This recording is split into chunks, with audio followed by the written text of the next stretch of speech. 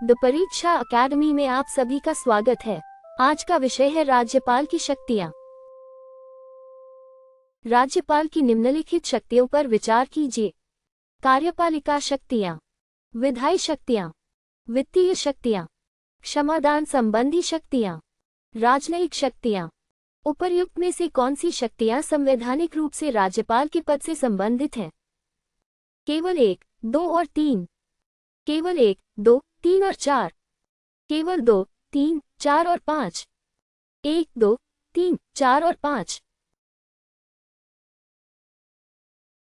सही उत्तर है केवल 1, 2, 3 और 4। राज्यपाल को कार्यपालिका, विधायी, वित्तीय तथा क्षमादान संबंधी संवैधानिक शक्तियां प्राप्त हैं। राज्यपाल के पास राजनयिक शक्तियां नहीं होती। विदेशी मामले और राजनयिक संबंध संघ के क्षेत्राधिकार में आते हैं। राज्यपाल की कार्यपालिका शक्ति के संबंध में निम्नलिखित कथनों पर विचार कीजिए। अनुच्छेद 154 के तहत राज्य की कार्यपालिका शक्ति राज्यपाल में निहित है। राज्यपाल संविधान के अनुसार इस शक्ति का प्रयोग प्रत्यक्ष रूप से या अपने अधीनस्थ अधिकारियों के माध्यम से कर सकता है। अनुच्छेद 154 अपने आप में राज्यपाल को प्रत्येक कार्यपालिका मामले में मंत्रिपरिषद की सलाह की उपेक्षा करने का अधिकार देता है। उपर्युक्त में से कौन से कथन सही हैं? केवल 1, केवल 1 और 2, केवल 2 और 3, 1, 2 और 3। सही उत्तर है केवल 1 और 2। अनुच्छेद 154 राज्य की कार्यपालिका शक्ति राज्यपाल में निहित करता है और संविधान के अनुसार उसे प्रत्यक्ष रूप से या अधीनस्थ अधिकारियों के माध्यम से प्रयोग करने की अनुमति देता है, किंतु इससे राज्यपाल को अनुच्छेद 163 के तहत मंत्रिपरिषद की सहायता और सलाह की सामान्य रूप से उपेक्षा करने की शक्ति नहीं मिलती। निम्नलिखित में से किसकी नियुक्ति राज्यपाल द्वारा नहीं की जाती है? मुख्यमंत्री, राज्य का महाधिवक्ता, राज्य लोक सेवा आयोग के अध्यक्ष और सदस्य, उच्च न्यायालय का न्यायाधीश। सही उत्तर है उच्च न्यायालय का न्यायाधीश। राज्यपाल मुख्यमंत्री, राज्य के महाधिवक्ता तथा राज्य लोक सेवा आयोग के अध्यक्ष एवं अन्य सदस्यों की नियुक्ति करता है। उच्च न्यायालय के न्यायाधीशों की नियुक्ति अनुच्छेद 217 के तहत निर्धारित संवैधानिक परामर्श के बाद राष्ट्रपति द्वारा की जाती है। कथन ए, राज्यपाल मुख्यमंत्री से किसी व्यक्तिगत मंत्री द्वारा लिए गए निर्णय को मंत्रिपरिषद के समक्ष रखने के लिए कह सकता है। कारण आर, अनुच्छेद 167 राज्यपाल को यह अधिकार देता है कि मंत्रिपरिषद द्वारा विचार न किए गए ऐसे विषय को उसके विचारार्थ प्रस्तुत करने की अपेक्षा करे। ए और आर दोनों सत्य हैं तथा आर ए की सही व्याख्या है। ए और आर दोनों सत्य हैं किंतु आर ए की सही व्याख्या नहीं है। असत्य है किंतु आर असत्य है। ए असत्य है किंतु आर सत्य है। सही उत्तर है ए और आर दोनों सत्य हैं तथा आर ए की सही व्याख्या है। अनुच्छेद 167 सी राज्यपाल को मुख्यमंत्री से यह अपेक्षा करने की शक्ति देता है कि किसी मंत्री द्वारा लिए गए ऐसे निर्णय को मंत्रिपरिषद के विचारार्थ प्रस्तुत किया जाए जिस पर मंत्रिपरिषद ने विचार नहीं किया है। अतः दोनों कथन सही हैं और कारण कथन की सही व्याख्या करता है। अनुच्छेद 174 के तहत राज्यपाल की विधायी शक्तियों के संबंध में निम्नलिखित कथनों पर विचार कीजिए। राज्यपाल राज्य विधानमंडल के सदन या प्रत्येक सदन का सत्र बुलाता है। राज्यपाल सदन या किसी सदन का सत्रावसान कर सकता है। राज्यपाल विधानसभा को भंग कर सकता है। राज्यपाल विधान परिषद को भंग कर सकता है। उपर्युक्त में से कौन से कथन सही हैं? केवल 1 और 2, केवल 1, 2 और 3, केवल 2, 3 और 4, 1, 2, 3 और 4। सही उत्तर है केवल 1, 2 और 3। अनुच्छेद 174 राज्यपाल को सदन या सदनों का सत्र बुलाने और सत्रावसान करने तथा विधानसभा को भंग करने की शक्ति देता है। विधान परिषद एक स्थायी सदन है और उसका विघटन नहीं होता। अनुच्छेद 176 के तहत राज्यपाल के विशेष अभिभाषण के संबंध में कौन सा कथन सही है? यह विधानमंडल के प्रत्येक सत्र के प्रारंभ में आवश्यक है। ये केवल राष्ट्रीय आपातकाल के बाद आवश्यक है। यह विधानसभा के प्रत्येक आम चुनाव के बाद प्रथम सत्र के प्रारंभ में तथा प्रत्येक वर्ष के प्रथम सत्र के प्रारंभ में आवश्यक है। ये केवल द्विसदनीय राज्यों में आवश्यक है। सही उत्तर है यह विधानसभा के प्रत्येक आम चुनाव के बाद प्रथम सत्र के प्रारंभ में तथा प्रत्येक वर्ष के प्रथम सत्र के प्रारंभ में आवश्यक है। अनुच्छेद 176 के अनुसार राज्यपाल विधानसभा के प्रत्येक आम चुनाव के बाद प्रथम सत्र के प्रारंभ में तथा प्रत्येक वर्ष के प्रथम सत्र के प्रारंभ में विधानसभा को और द्विसदनीय राज्य में एक साथ समवेत दोनों सदनों को संबोधित करता है। राज्य विधानमंडल द्वारा पारित एक गैर धन विधेयक राज्यपाल के समक्ष प्रस्तुत किया जाता है। अनुच्छेद 200 के तहत निम्नलिखित में से कौन सा विकल्प राज्यपाल को संवैधानिक रूप से उपलब्ध है?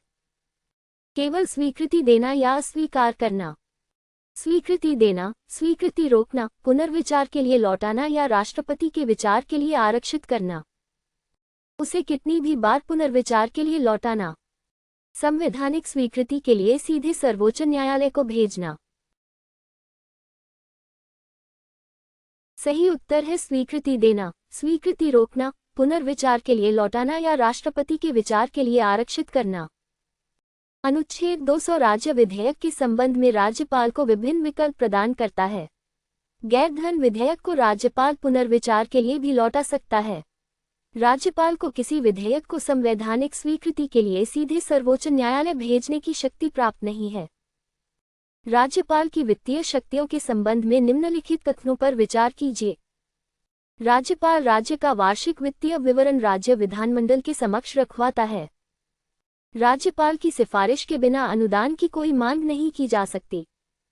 राज्यपाल की सिफारिश से धन विधेयक विधान परिषद में प्रस्तुत किया जा सकता है। उपर्युक्त में से कौन से कथन सही हैं? केवल एक, केवल एक और दो, केवल दो और तीन, एक, दो और तीन। सही उत्तर है केवल एक और दो। अनुच्छेद 202 के तहत राज्यपाल वार्षिक वित्तीय विवरण राज्य विधानमंडल के समक्ष रखवाता है और अनुच्छेद 203 के अनुसार राज्यपाल की सिफारिश के बिना अनुदान की मांग नहीं की जा सकती।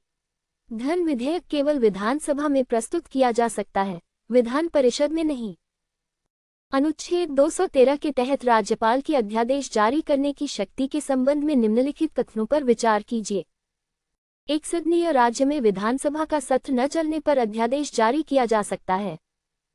द्विसदनीय राज्य में जब दोनों सदन एक साथ सत्र में न हों, तब अध्यादेश जारी किया जा सकता है। अध्यादेश तभी जारी किया जा सकता है जब ऐसी परिस्थितियां हों जिनमें तत्काल कार्रवाई आवश्यक हो। उपर्युक्त में से कौन से कथन सही हैं? केवल एक और दो, केवल दो और तीन, केवल एक और तीन, एक, दो और तीन। सही उत्तर है एक, दो और तीन। अनुच्छेद 213 राज्यपाल को तत्काल कार्रवाई आवश्यक होने पर और विधानमंडल के संवैधानिक रूप से निर्धारित सत्र की स्थिति में न होने पर अध्यादेश जारी करने की अनुमति देता है। द्विसदनीय राज्य में जब दोनों सदन सत्र में हों तब ये शक्ति उपलब्ध नहीं होती। निम्नलिखित युग्मों पर विचार कीजिए। अनुच्छेद 154 राज्य की कार्यपालिका शक्ति। अनुच्छेद 161 राज्यपाल की क्षमादान शक्ति। अनुच्छेद 174 सत्र बुलाना, सत्रावसान और विघटन। अनुच्छेद 200 राज्य विधेयकों पर स्वीकृति। अनुच्छेद 213 राज्यपाल की अध्यादेश जारी करने की शक्ति। उपर्युक्त में से कौन से युग्म सही सुमेलित हैं? केवल एक, दो और तीन, केवल एक, तीन, चार और पाँच, केवल दो, तीन, चार और पाँच, एक, दो, तीन, चार और पाँच। सही उत्तर है एक, दो, तीन, चार और पाँच। सभी पांच युग्म सही सुमेलित हैं। अनुच्छेद 154, 161, 174, 200 और 213 मिलकर राज्यपाल की प्रमुख कार्यपालिका, क्षमादान तथा विधायी शक्तियों को कवर करते हैं और प्रारंभिक परीक्षा के संवैधानिक प्रश्नों के लिए विशेष रूप से महत्वपूर्ण हैं। अनुच्छेद 161 के तहत राज्यपाल की क्षमादान शक्ति के संबंध में निम्नलिखित कथनों पर विचार कीजिए। यह उन विधियों के विरुद्ध अपराधों तक विस्तृत होती है जो उन विषयों से संबंधित हैं जिन तक राज्य की कार्यपालिका शक्ति विस्तृत है। राज्यपाल दंड को क्षमा, प्रविलंबन, विराम या परिहार प्रदान कर सकता है। राज्यपाल दंडादेश को निलंबित, परिहार या लघुकरण कर सकता है। अनुच्छेद 161 स्पष्ट रूप से राज्यपाल की शक्ति को सैन्य न्यायालय द्वारा दिए गए दंड या दंडादेश तक विस्तृत करता है। उपर्युक्त में से कौन से कथन सही हैं? केवल 1 और 2, केवल 1, 2 और 3, केवल 2, 3 और 4, 1, 2, 3 और 4। सही उत्तर है केवल 1, 2 और 3।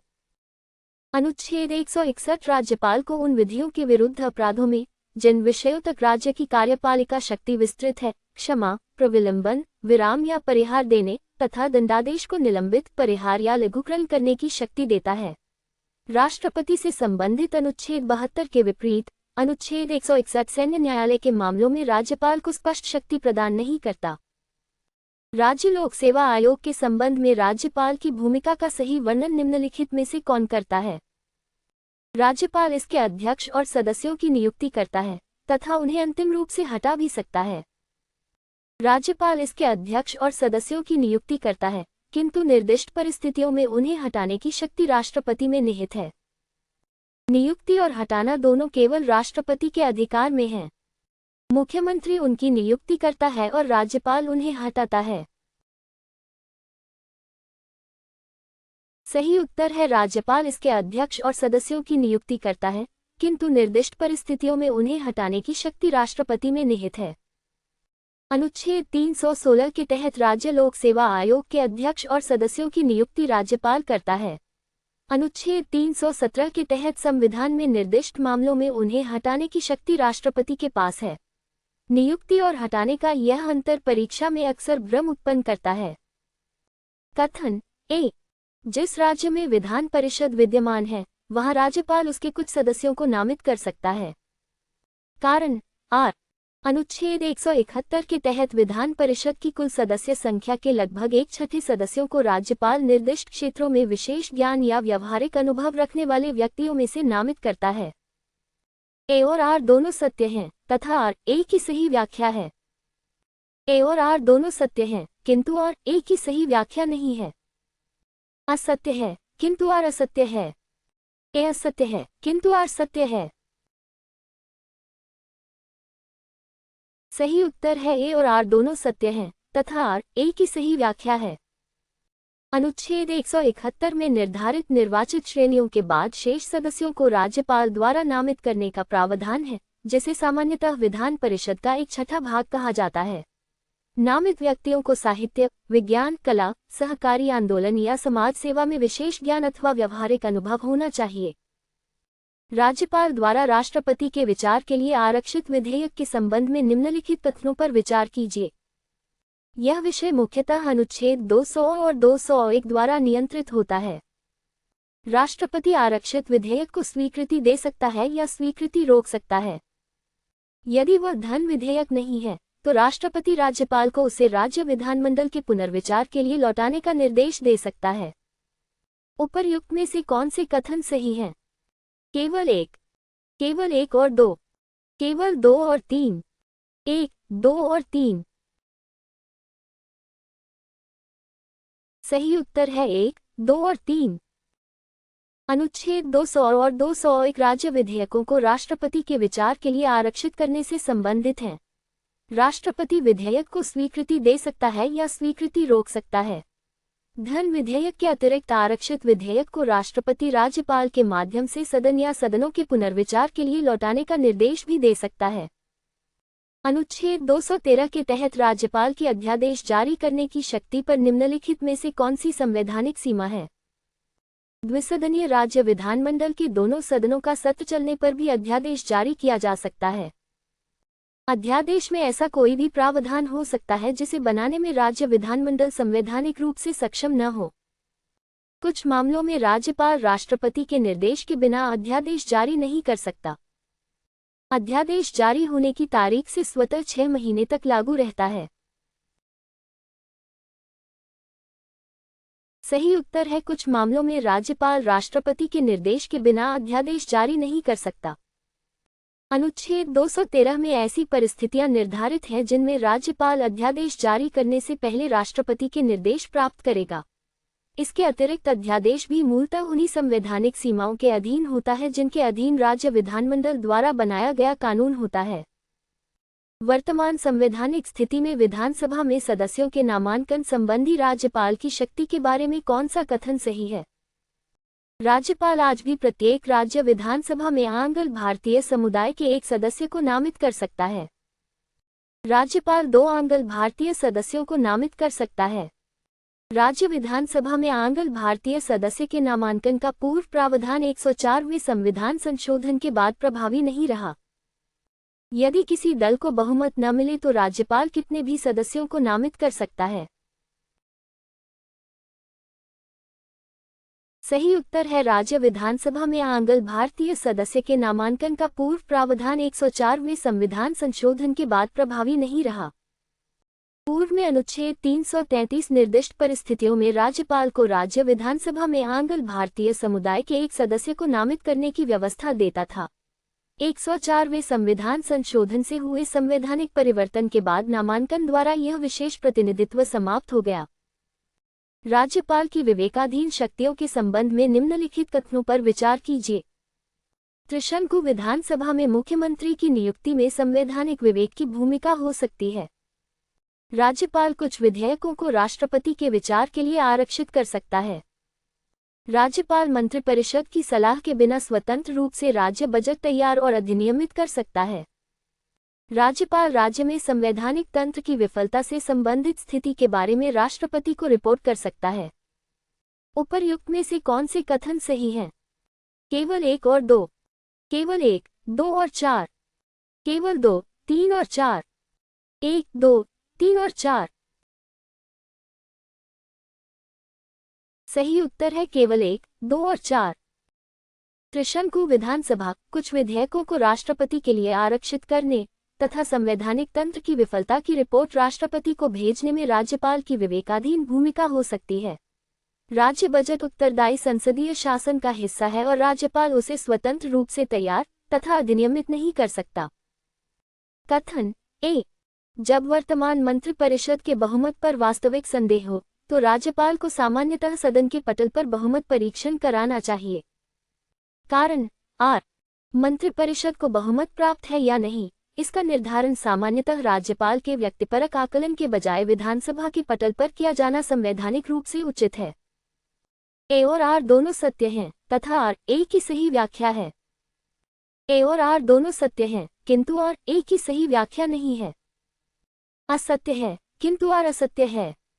ए असत्य है किंतु आर सत्य है। सही उत्तर है ए और आर दोनों सत्य हैं तथा आर ए की सही व्याख्या है। मंत्रिपरिषद को बहुमत का समर्थन प्राप्त है या नहीं, इसका निर्धारण सामान्यतः विधानसभा के पटल पर किया जाना चाहिए। बहुमत पर वास्तविक संदेह होने की स्थिति में राज्यपाल को प्रतिस्पर्धी दावों के व्यक्तिगत या व्यक्तिपरक आकलन को फ्लो टेस्ट का विकल्प नहीं बनाना चाहिए। राज्यपाल और अनुच्छेद 356 के संबंध में निम्नलिखित कथनों पर विचार कीजिए। राज्यपाल राष्ट्रपति को रिपोर्ट कर सकता है कि राज्य की सरकार संविधान के प्रावधानों के अनुसार नहीं चलाई जा सकती। अनुच्छेद 356 के तहत उद्घोषणा संवैधानिक रूप से केवल राज्यपाल की रिपोर्ट प्राप्त होने के बाद ही जारी की जा सकती है। अनुच्छेद 356 में स्पष्ट रूप से राज्य के राज्यपाल से रिपोर्ट प्राप्त होने पर या अन्यथा शब्दों का प्रयोग किया गया है। उपर्युक्त में से कौन से कथन सही हैं? केवल 1, केवल 1 और 2, केवल 1 और 3, 1, 2 और 3। सही उत्तर है केवल 1 और 3। राज्यपाल संवैधानिक तंत्र की विफलता के संबंध में राष्ट्रपति को रिपोर्ट भेज सकता है, किंतु अनुच्छेद 356 के प्रयोग के लिए ऐसी रिपोर्ट अनिवार्य पूर्व शर्त नहीं है। संविधान राष्ट्रपति को राज्यपाल की रिपोर्ट या अन्यथा प्राप्त आधार पर कार्रवाई करने की अनुमति देता है। अतः कथन 1 और 3 सही हैं। राज्यपाल की शक्तियों से संबंधित निम्नलिखित युग्मों पर विचार कीजिए। अनुच्छेद 161 क्षमादान संबंधी शक्तियां। अनुच्छेद 171 विधान परिषद में नामांकन। अनुच्छेद 200 विधेयकों पर स्वीकृति। अनुच्छेद 213 अध्यादेश जारी करना। अनुच्छेद 316 राज्य लोक सेवा आयोग के अध्यक्ष और सदस्यों की नियुक्ति। उपर्युक्त में से कौन से युग्म सही सुमेलित हैं? केवल 1, 2 और 3, केवल 1, 3, 4 और 5, केवल 2, 3, 4 और 5, 1, 2, 3, 4 और 5। सही उत्तर है 1, 2, 3, 4 और 5। सभी 5 युग्म सही सुमेलित हैं। ये प्रावधान राज्यपाल की महत्वपूर्ण क्षमादान, विधायी अध्यादेश जारी करने तथा नियुक्ति संबंधी शक्तियों को कवर करते हैं और प्रारंभिक परीक्षा के कठिन एवं भ्रमात्मक प्रश्नों के लिए विशेष रूप से महत्वपूर्ण है। अनुच्छेद 161 के तहत राज्यपाल की क्षमादान शक्ति के संबंध में निम्नलिखित कथनों पर विचार कीजिए। यह उन विधियों के विरुद्ध अपराधों तक विस्तृत होती है जो उन विषयों से संबंधित हैं जिन तक राज्य की कार्यपालिका शक्ति विस्तृत है। यदि अपराध राज्य की कार्यपालिका शक्ति के क्षेत्र में आता है तो राज्यपाल मृत्युदंड से संबंधित मामले में भी क्षमादान दे सकता है। अनुच्छेद 161 के तहत राज्यपाल की शक्ति सैन्य न्यायालय द्वारा दिए गए दंडादेश तक भी विस्तृत होती है। उपर्युक्त में से कौन से कथन सही हैं? केवल 1, केवल 1 और 2, केवल 2 और 3, 1, 2 और 3। सही उत्तर है केवल 1 और 2। अनुच्छेद 161 के तहत राज्यपाल की क्षमादान शक्ति उन विधियों के विरुद्ध अपराधों तक विस्तृत होती है जो राज्य की कार्यपालिका शक्ति के क्षेत्र से संबंधित हैं। संवैधानिक पाठ राज्यपाल की क्षमादान शक्ति से मृत्युदंड को बाहर नहीं करता, किंतु राष्ट्रपति से संबंधित अनुच्छेद 72 के विपरीत अनुच्छेद 161 सैन्य न्यायालय द्वारा दिए गए दंडादेश तक स्पष्ट रूप से विस्तृत नहीं होता। निम्नलिखित में से कौन सा राज्यपाल का वित्तीय कार्य नहीं है? राज्य विधानमंडल के समक्ष वार्षिक वित्तीय विवरण रखवाना, अनुदान की मांगों के लिए सिफारिश, कानून के अनुसार राज्य की आकस्मिकता निधि से अग्रिम देना, ये प्रमाणित करना कि कोई विधेयक धन विधेयक है या नहीं। सही उत्तर है ये प्रमाणित करना कि कोई विधेयक धन विधेयक है या नहीं। राज्यपाल वार्षिक वित्तीय विवरण विधानमंडल के समक्ष रखवाने और अनुदान की मांगों के लिए आवश्यक सिफारिश करने सहित महत्वपूर्ण वित्तीय कार्य करता है। अनुच्छेद 199(3) के अनुसार यदि यह प्रश्न उठता है कि कोई विधेयक धन विधेयक है या नहीं, तो विधानसभा अध्यक्ष का निर्णय अंतिम होता है, राज्यपाल इसका प्रमाणन नहीं करता। राज्य विधानमंडल के संबंध में राज्यपाल की शक्तियों पर निम्नलिखित कथनों पर विचार कीजिए। राज्यपाल विधानसभा को अथवा द्विसदनीय राज्य में किसी एक सदन या एक साथ समवेत दोनों सदनों को संबोधित कर सकता है। राज्यपाल किसी लंबित विधेयक या अन्य विषय के संबंध में सदन या सदनों को संदेश भेज सकता है। साधारण विधेयक पर दोनों सदनों के गतिरोध को दूर करने के लिए राज्यपाल संयुक्त बैठक की अध्यक्षता कर सकता है। उपर्युक्त में से कौन से कथन सही हैं? केवल 1, केवल 1 और 2, केवल 2 और 3, 1, 2 और 3। सही उत्तर है केवल 1 और 2। अनुच्छेद 175 राज्यपाल को सदन या सदनों को संबोधित करने तथा लंबित विधेयकों या अन्य विषयों के संबंध में संदेश भेजने की शक्ति देता है। संसद के विपरीत राज्य विधानमंडल के दोनों सदनों के बीच विधायी गतिरोध दूर करने के लिए संविधान संयुक्त बैठक का प्रावधान नहीं करता। कथन ए, राज्यपाल की अध्यादेश जारी करने की शक्ति विधायी शक्ति है, असीमित स्वतंत्र कानून निर्माण शक्ति का स्रोत नहीं। कारण आर, अनुच्छेद 213 के तहत अध्यादेश संवैधानिक सीमाओं के अधीन होता है और उसे राज्य विधानमंडल के समक्ष रखा जाना आवश्यक है। ए और आर दोनों सत्य हैं तथा आर ए की सही व्याख्या है। ए और आर दोनों सत्य हैं किंतु आर ए की सही व्याख्या नहीं है। असत्य है किंतु आर असत्य है। ए असत्य है किंतु आर सत्य है। सही उत्तर है ए और आर दोनों सत्य हैं तथा आर ए की सही व्याख्या है। अनुच्छेद 213 के तहत अध्यादेश का वही बल और प्रभाव होता है जो राज्य विधानमंडल के अधिनियम का होता है, किंतु यह अस्थायी और संवैधानिक नियंत्रण के अधीन होता है। इसे विधानमंडल के समक्ष रखा जाना आवश्यक है और सामान्यतः विधानमंडल के पुनः संवेद होने के 6 सप्ताह बाद ये प्रभावहीन हो जाता है यदि इसे कानून द्वारा प्रतिस्थापित न किया जाए या इससे पहले समाप्त न हो जाए। अनुच्छेद 213 के तहत अध्यादेश जारी करने से पहले निम्नलिखित में से किन परिस्थितियों में राज्यपाल के लिए राष्ट्रपति से निर्देश प्राप्त करना आवश्यक है? यदि समान प्रावधान वाला विधेयक प्रस्तुत करने के लिए राष्ट्रपति की पूर्व स्वीकृति आवश्यक होती। यदि राज्यपाल समान प्रावधान वाले विधेयक को राष्ट्रपति के विचार के लिए आरक्षित करना आवश्यक समझता। यदि समान प्रावधान वाला अधिनियम राष्ट्रपति के विचार के लिए आरक्षित किए जाने और उसकी स्वीकृति प्राप्त होने के बिना अवैध होता। उपर्युक्त में से कौन से कथन सही हैं? केवल 1 और 2, केवल 2 और 3, केवल 1 और 3, 1, 2 और 3। सही उत्तर है 1, 2 और 3। अनुच्छेद 213(1) का परंतु किन तीनों परिस्थितियों को निर्धारित करता है जिनमें राज्यपाल राष्ट्रपति के निर्देश के बिना अध्यादेश जारी नहीं कर सकता। ये राज्यपाल की अध्यादेश जारी करने की शक्ति पर एक महत्वपूर्ण संवैधानिक सीमा है। जब विधानसभा में किसी भी दल को स्पष्ट बहुमत प्राप्त न हो, तब राज्यपाल की भूमिका का सबसे सटीक वर्णन कौन सा है? राज्यपाल मंत्रिपरिषद के बिना स्थायी रूप से राज्य का शासन चला सकता है। राज्यपाल मुख्यमंत्री की नियुक्ति में संवैधानिक विवेक का प्रयोग कर सकता है, किंतु अंततः बहुमत का समर्थन सदन के पटल पर सिद्ध किया जाना चाहिए। अन्य दावों की परवाह किए बिना राज्यपाल को अनिवार्य रूप से सबसे बड़े दल के नेता को ही आमंत्रित करना होता है। राज्यपाल बहुमत बनाने के लिए अतिरिक्त विधायकों को नामित कर सकता है। सही उत्तर है राज्यपाल मुख्यमंत्री की नियुक्ति में संवैधानिक विवेक का प्रयोग कर सकता है, किंतु अंततः बहुमत का समर्थन सदन के पटल पर सिद्ध किया जाना चाहिए।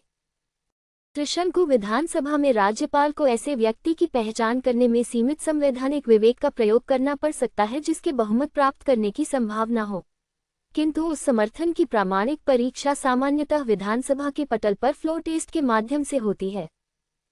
राज्यपाल की विवेकाधीन शक्तियों के संबंध में निम्नलिखित कथनों पर विचार कीजिए। संविधान द्वारा राज्यपाल में निहित सभी शक्तियां विवेकाधीन हैं। राज्यपाल सामान्यतः मंत्रिपरिषद की सहायता और सलाह पर कार्य करता है। विवेक एक अपवाद है और संवैधानिक रूप से मान्य परिस्थितियों में लागू होता है। उपर्युक्त में से कौन से कथन सही हैं? केवल 1 और 2, केवल 2 और 3, केवल 1 और 3, 1, 2 और 3। सही उत्तर है केवल 2 और 3। संसदीय व्यवस्था में राज्यपाल संवैधानिक प्रमुख है और सामान्यतः मंत्रिपरिषद की सहायता और सलाह पर कार्य करता है। राज्यपाल में निहित प्रत्येक शक्ति विवेकाधीन नहीं होती। विवेक का प्रयोग केवल संवैधानिक रूप से मान्य परिस्थितियों में किया जाता है। छठी अनुसूची वाले क्षेत्रों में राज्यपाल की भूमिका के संदर्भ में निम्नलिखित कथनों पर विचार कीजिए। संविधान निर्दिष्ट पूर्वोत्तर राज्यों के स्वायत्त जिलों और क्षेत्रों के संबंध में राज्यपालों को कुछ विशेष दायित्व और शक्तियां प्रदान करता है। ये शक्तियां प्रत्येक राज्य पर समान रूप से लागू किसी सामान्य शक्ति के बजाय छठी अनुसूची से उत्पन्न होती हैं। उपर्युक्त में से कौन से कथन सही हैं? केवल 1, केवल 2, 1 और 2 दोनों, न तो 1 और न ही 2।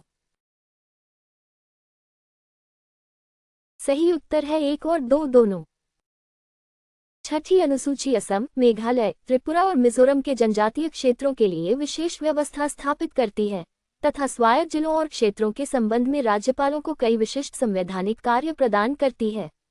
ये विशेष और क्षेत्र विशिष्ट शक्तियां हैं। राज्यपाल की शक्तियों से संबंधित निम्नलिखित युग्मों पर विचार कीजिए। अनुच्छेद 175 राज्य विधानमंडल को संबोधित करने और संदेश भेजने का अधिकार। अनुच्छेद 176 राज्यपाल का विशेष अभिभाषण। अनुच्छेद 199 राज्य विधानमंडल में धन विधेयक की परिभाषा। अनुच्छेद 202 वार्षिक वित्तीय विवरण। अनुच्छेद 213 अध्यादेश जारी करने की शक्ति। उपर्युक्त में से कौन से युग्म सही सुमेलित हैं? केवल 1, 2 और 3, केवल 1, 2, 4 और 5, केवल 2, 3, 4 और 5, 1, 2, 3, 4 और 5। सही उत्तर है 1, 2, 3, 4 और 5। सभी 5 युग्म सही सुमेलित हैं। अनुच्छेद 175 और 176 राज्यपाल तथा विधानमंडल के संबंध से, अनुच्छेद 199 राज्य के धन विधेयक की परिभाषा से, अनुच्छेद 202 वार्षिक वित्तीय विवरण से तथा अनुच्छेद 213 अध्यादेश से संबंधित है। निम्नलिखित में से कौन सा संयोजन राज्यपाल की संवैधानिक शक्तियों और कार्यों का सर्वाधिक व्यापक प्रतिनिधित्व करता है? केवल कार्यपालिका और विधायी शक्तियां। केवल कार्यपालिका, विधायी और वित्तीय शक्तियां। कार्यपालिका, विधायी, वित्तीय और क्षमादान संबंधी शक्तियां तथा सीमित विवेकाधीन और विशेष संवैधानिक कार्य। राष्ट्रपति के समान कार्यपालिका, न्यायिक, राजनयिक और सैन्य कमान की शक्तियां। सही उत्तर है कार्यपालिका, विधायी, वित्तीय और क्षमादान संबंधी शक्तियां तथा सीमित विवेकाधीन और विशेष संवैधानिक कार्य। राज्यपाल की संवैधानिक भूमिका में कार्यपालिका, विधायी, वित्तीय और क्षमादान संबंधी शक्तियों के साथ साथ निर्दिष्ट संवैधानिक परिस्थितियों में सीमित विवेकाधीन और विशेष कार्य शामिल हैं। राज्यपाल को संघ कार्यपालिका से संबंधित राजनयिक या सैन्य कमान की शक्तियां प्राप्त नहीं हैं। हमसे जुड़ने के लिए धन्यवाद।